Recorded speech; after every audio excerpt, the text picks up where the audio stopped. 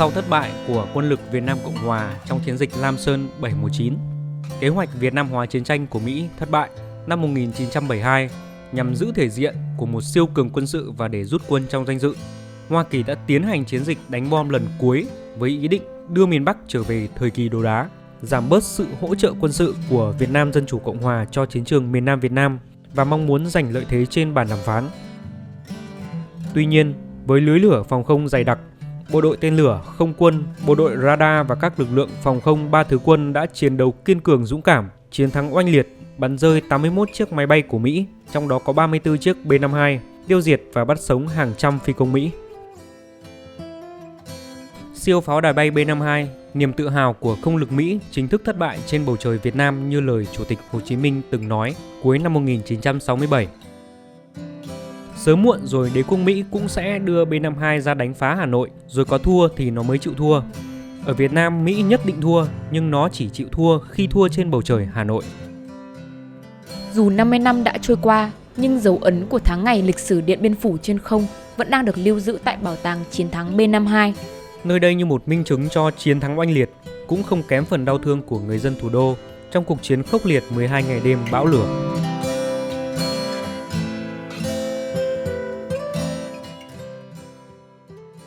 Các mảnh xác máy bay B-52 của Mỹ bị quân và dân Hà Nội bắn rơi trong 12 ngày đêm cuối tháng 12 năm 1972 đã được thu nhặt và xếp theo hình dạng vốn có với thân dài 49,05m, sải cánh dài 56,39m. Đây là minh chứng cho thấy thất bại của Mỹ trong chiến dịch Điện Biên Phủ trên không và hiện đang được trưng bày tại khu trưng bày ngoài trời tại Bảo tàng Chiến thắng B-52. Bom Ba Càng xin mến chào các bạn. Máy bay B-52 là loại máy bay ném bom chiến lược hạng nặng tầm xa rất nổi tiếng của không quân Hoa Kỳ do hãng Boeing sản xuất từ năm 1954. B-52 có thể mang vũ khí hạt nhân và vũ khí thông thường và có thể tham gia trong các loại chiến tranh thế giới tổng lực và chiến tranh khu vực. Lần đầu tiên B-52 tham chiến là tại chiến tranh Việt Nam và nổi tiếng với uy lực ném bom giải thảm tàn phá ghê gớm của nó. Cũng tại chiến tranh Việt Nam, B-52 lần đầu tiên bị bắn hạ bằng tên lửa phòng không SAM-2 do Liên Xô cung cấp, và trong đó có 3 chiếc B-52 cũng bị máy bay tiêm kích MiG-21 của Việt Nam do các phi công Vũ Đình Dạng, Vũ Xuân Thiều và Phạm Tuân điều khiển bắn rơi trong cuộc chiến này.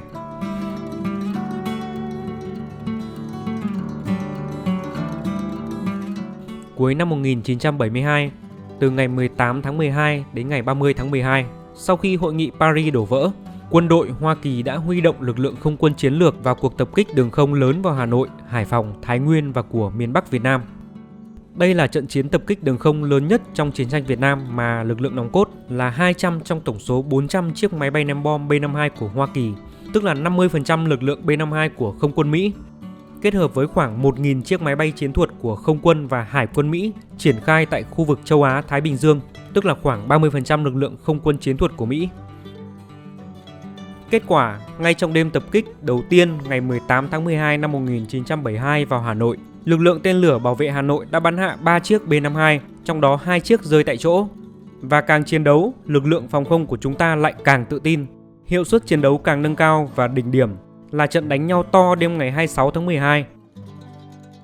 Sau một ngày tạm nghỉ lễ Noel, không quân Mỹ huy động nỗ lực cao nhất, thay đổi đường bay tập kích từ nhiều hướng dồn dập chủ yếu vào Hà Nội. Sau hơn 1 giờ chiến đấu, các lực lượng phòng không Hà Nội, Hải Phòng, Thái Nguyên bắn rơi 8 chiếc B-52. Trong đó tại Hà Nội tung vào 48 chiếc, bị bắn hạ 5 chiếc, trong đó có 4 chiếc rơi tại chỗ. Sau trận đêm ngày 26 tháng 12, số phận của chiến dịch Linebacker 2 đã được định đoạt. Cường độ tập kích của B-52 giảm hẳn. B-52 dạt ra ngoại vi đánh Thái Nguyên và các mục tiêu hạng 2 để tránh tọa độ lửa Hà Nội, Hải Phòng. Tổng thống Richard Nixon ra tín hiệu đề nghị nối lại đàm phán vào ngày 30 tháng 12 và đã ra lệnh chấm dứt ném bom, quay lại bàn đàm phán tại Paris và chấp nhận phương án cũ của Hiệp định Paris mà phía Mỹ trước đó đã từ chối ký kết.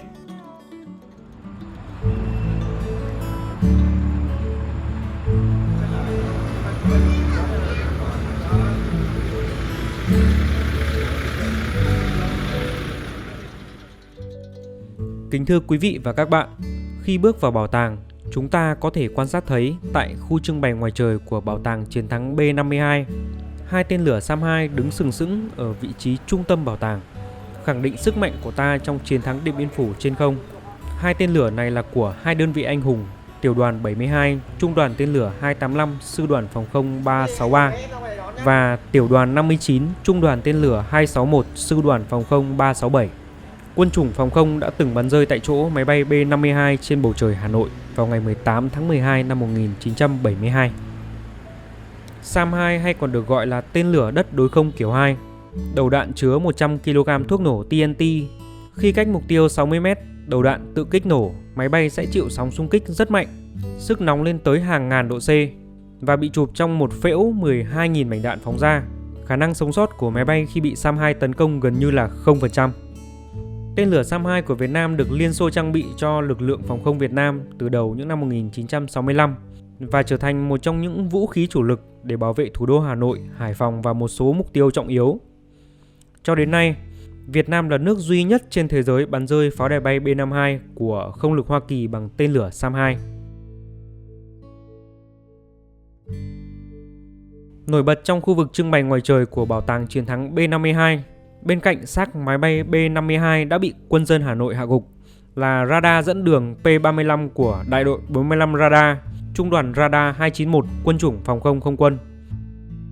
Từ năm 1965, Đại đội 45 Radar anh hùng đã liên tục lập công, đặc biệt là đêm ngày 18 tháng 12 năm 1972. Đại đội 45 Radar là đơn vị phát hiện máy bay B-52 đầu tiên bay vào Hà Nội, kịp thời thông báo cho Sở Chỉ huy các đơn vị phòng không sẵn sàng chiến đấu. Trong khu vực trưng bày ngoài trời của bảo tàng, khẩu pháo cao xạ 100mm KS-19 có trọng lượng 8,6 tấn, độ dài khoảng 10 m, độ rộng khoảng 2,45 m thu hút sự chú ý của đông đảo khách đến tham quan bởi kết cấu hoành tráng và dòng chú thích. Tự vệ khu phố Đống Đa sử dụng tham gia chiến đấu, bắn rơi một máy bay F-8A của Mỹ ngày 11 tháng 9 năm 1972 bằng 14 viên đạn. Pháo cao xạ 100mm KS-19 chế tạo từ năm 1949 để bắn máy bay ném bom tầm cao, có khả năng tiêu diệt mục tiêu trên không ở tầm bắn hiệu quả là 13.700m, tối đa lên tới 15.000m. Cuối năm 1964, Liên Xô đã trang bị cho ta và được quân dân ta sử dụng hiệu quả trong kháng chiến chống lại chiến tranh phá hoại của đế quốc Mỹ. Súng máy phòng không 14,5mm của tự vệ nhà máy Phân Lân Văn Điển đang được trưng bày tại khu vực trưng bày ngoài trời của bảo tàng. Khẩu súng máy phòng không này là loại 2 nòng số 130-101 do Trung Quốc sản xuất năm 1958. Tự vệ nhà máy Phân Lân Văn Điển đã bắn rơi một máy bay F-4 của không quân Mỹ bằng 24 viên đạn vào hồi 8 giờ 55 phút ngày 27 tháng 6 năm 1972.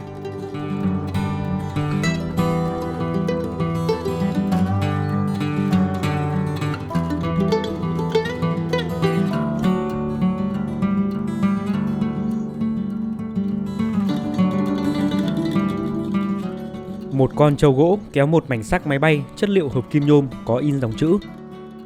Mảnh xác máy bay giặc Mỹ, bộ đội địa phương bắn rơi ngày 19 tháng 5 năm 1967 là một hiện vật thú vị, mang lại nhiều cảm xúc cho du khách khi tham quan phòng trưng bày kỷ vật của Bảo tàng Chiến thắng B-52. Đây là mảnh xác máy bay F-105 được tự vệ Hợp tác xã Quang Vinh, thị xã Hà Đông nổ súng bắn hạ ngày 5 tháng 5 năm 1967 và được gia công thành hình tượng trâu kéo xác máy bay vào dịp kỷ niệm sinh nhật Bác năm đó. Năm 1967, Mỹ tiếp tục bắn phá ác liệt vào một số khu vực như Phú Xuyên, Quảng Oai, Tùng Thiện, thị xã Hà Đông. Lực lượng vũ trang Hà Tây khống chế, bảo vệ vùng trời thấp, tạo điều kiện cho các binh đoàn tên lửa tiêu diệt máy bay địch, trong khi lực lượng vũ trang vừa chiến đấu củng cố trận địa, tổ chức rút kinh nghiệm, bổ sung điều chỉnh phương án tác chiến và cùng với nhân dân khắc phục hậu quả tàn phá của kẻ thù, thì Mỹ tăng số lượng máy bay, số trận đánh phá ở miền Bắc gấp đôi so với năm 1965-1966.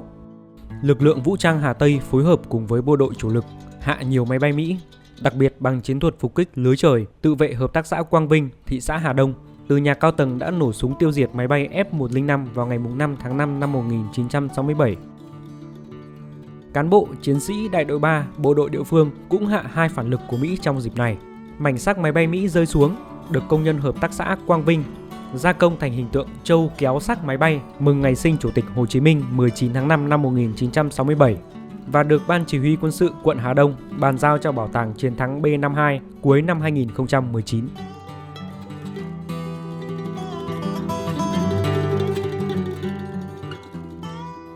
Lọ hoa treo tường, đĩa, chén, chậu son làm từ nhôm máy bay. Từ sau Thế chiến II, nền công nghiệp quốc phòng của Mỹ đã cho ra lò nhiều vũ khí tối tân để ném vào cuộc chiến tranh tại Việt Nam. Trong số đó phải kể tới các máy bay quân sự, những siêu phẩm như máy bay ném bom chiến lược B-52, tiêm kích F-4 Con Ma, F-105 Thần Sấm, ngôi sao cánh cụp cánh xòe F-111 Con Lợn Đất. Tất cả chúng đều được chế tạo từ những vật liệu cao cấp, thường là hợp kim nhôm, có những đặc tính tối ưu để đáp ứng bài toán thiết kế của công nghiệp hàng không. Hợp kim nhôm có độ bền gần bằng thép, kết cấu đảm bảo chịu những tác động của ngoại lực khối lượng lại nhẹ, giúp tăng lực nâng của máy bay.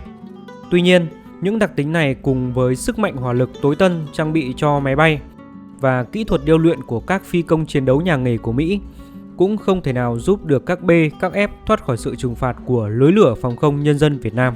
Hầu hết các chủng loại máy bay của không quân Mỹ, từ chiến lược tới chiến thuật, từ ném bom giải thảm tới tiêm kích, cường kích, trinh sát gây nhiễu UAV, tất cả đều phải tiếp đất trong trạng thái thê thảm. Từ những xác máy bay này, người dân Việt Nam đã tái chế thành các vật dụng như ấm, chén, lược, nhạc cụ, ống điếu, thậm chí là cả bàn ghế. Trong khi đó, ở nước Mỹ, chính người Mỹ cũng chẳng bao giờ dám sử dụng những vật liệu xịn như vậy để sản xuất hàng dân dụng. Trong chiếc tủ kính trưng bày những vật dụng còn sót lại ở phố Khâm Thiên sau trận B-52, bên cạnh những chiếc đèn bão, bút máy eke, sách giáo khoa, vở viết của các cháu học sinh đã bị bom Mỹ giết hại, có một chiếc mũ rơm đã ngả màu vẫn còn nguyên vẹn. Đây là một trong những hiện vật mang lại rất nhiều cảm xúc cho những người sống cùng thời bom đạn khi đến tham quan bảo tàng. Ông Nguyễn Lương Bằng ở thị xã Phổ Yên chia sẻ: lúc bấy giờ tất cả mọi học sinh đều phải làm mũ rơm. Ở nông thôn, người người làm mũ rơm, nhà nhà làm mũ rơm. Ai không tự làm được thì phải nhờ người khác làm giúp, thậm chí ngồi cùng nhau rất đông để làm. Mũ rơm là một trong những phát kiến trong thời kháng chiến chống đế quốc Mỹ. Trong những năm tháng chiến đấu với không lực Mỹ, lưới lửa phòng không của quân và dân ta được thiết lập. Mỗi khi có máy bay địch đến bắn phá, đạn cao xạ bắn lên chống trả quyết liệt, ban đêm nhìn như một cái xẻng hắt lên trời. Mảnh đạn cao xạ và bom bi rơi xuống có thể gây sát thương, nhất là đối với các em nhỏ. Mũ rơm được sử dụng rộng rãi từ đó, chủ yếu là cho học sinh. Mũ rơm giúp hạn chế các mảnh đạn và bom bi lan rộng. Nếu có rơi trúng thì đạn cũng sẽ bị kẹt trong nón, không thể gây sát thương. Nó là công cụ thô sơ nhưng hiệu quả, được làm đơn giản bằng các bện từ các sợi rơm rồi uốn theo hình nón, có nhiều cỡ cho từng lứa tuổi. Ngoài mũ rơm, các em còn được cha mẹ trang bị cho những nùn rơm nhỏ, đeo sau lưng giống như cái khiên để bảo vệ thân thể. Những sợi rơm vàng thân thuộc đó đã trở thành hành trang cùng các em tới trường. Và hình ảnh học sinh miền Bắc đội mũ rơm đi học đã trở thành một hình ảnh quen thuộc trong chiến tranh Việt Nam. Chiếc mũ rơm nhắc cho mọi người về một thời kỳ vừa kháng chiến vừa kiến quốc. Trẻ em đến trường với hành trang là mũ rơm, sách vở, cuốc xẻng, đồ cứu thương để sẵn sàng đào hầm cá nhân trú ẩn và sơ cứu khi bản thân hoặc bạn bè bị thương. Lớp học với bàn ghế đơn sơ cũng được lợp thêm một lớp rơm dày để chống các mảnh bom đạn. Bên cạnh những bài học trong sách giáo khoa, thầy cô cũng dạy thêm cho học sinh về cách đan mũ rơm sao cho chặt tay, dày và đẹp, cách di chuyển nhanh chóng vào hầm trú ẩn khi có báo động và cách cầm máu, băng bó vết thương. Mũ rơm không chỉ là chiếc hầm di động, là áo giáp bảo vệ những bộ óc tương lai của đất nước, mà còn là hình ảnh nhận diện trẻ em Việt Nam ngoan ngoãn, lạc quan, yêu đời, thích nghi tốt với hoàn cảnh. Thật kỳ diệu khi một sản phẩm quen thuộc của nền nông nghiệp lúa nước lại phát huy hiệu quả khi chống lại vũ khí tối tân hiện đại.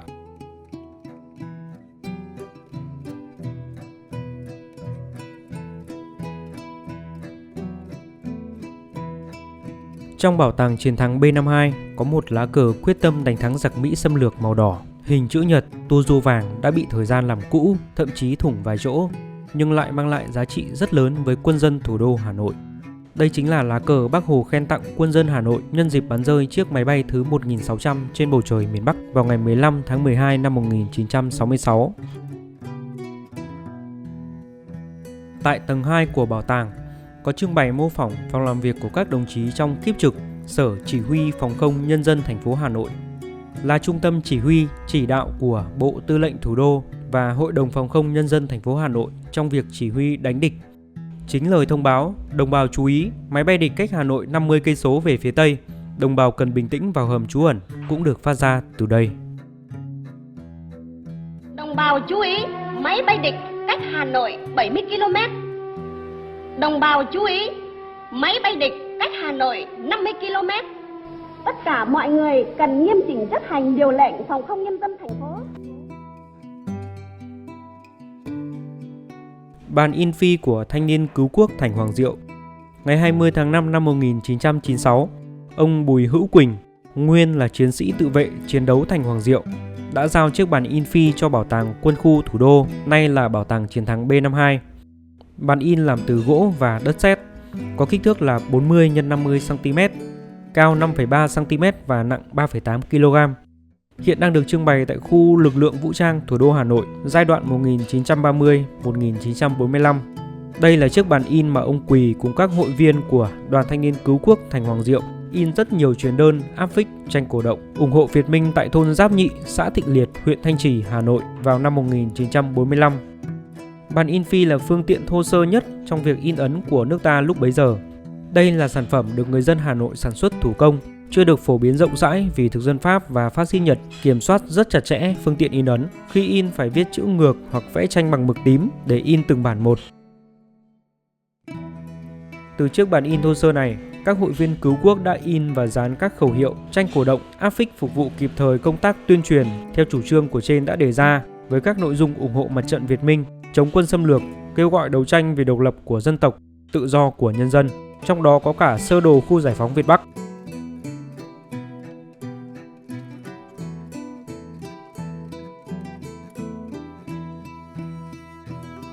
Tại Bảo tàng Chiến thắng B52 có trưng bày lá cờ cứu mạng của phi công Mỹ. Trên lá cờ có in hình cờ Mỹ và 13 thứ tiếng, nội dung như sau. Tôi là người Mỹ, tôi không biết nói tiếng của bạn. Gặp bước không may, nhờ bạn có thể giúp đỡ tôi, cho tôi ăn, cho tôi ở, bảo vệ tôi và cho tôi trở về đất nước của chúng tôi. Khi đó chính phủ của chúng tôi sẽ đền đáp công ơn của bạn.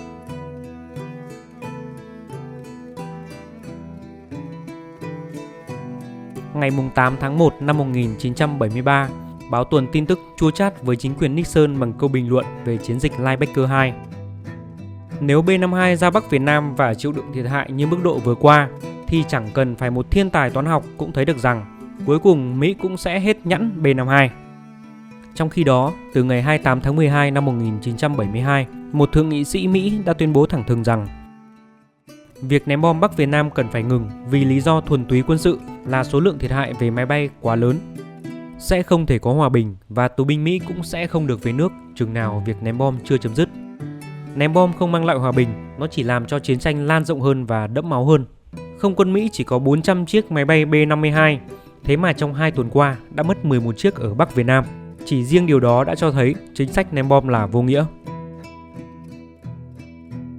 Kính thưa quý vị và các bạn, Bảo tàng Chiến thắng B52 hiện mở cửa cho các du khách tham quan vào các ngày trong tuần trừ thứ Hai và thứ Sáu.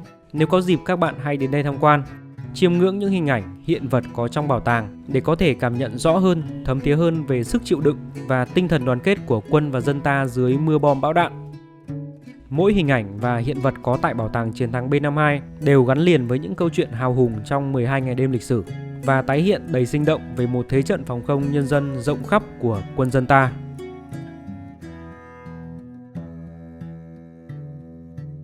Cảm ơn quý vị và các bạn đã chú ý theo dõi video.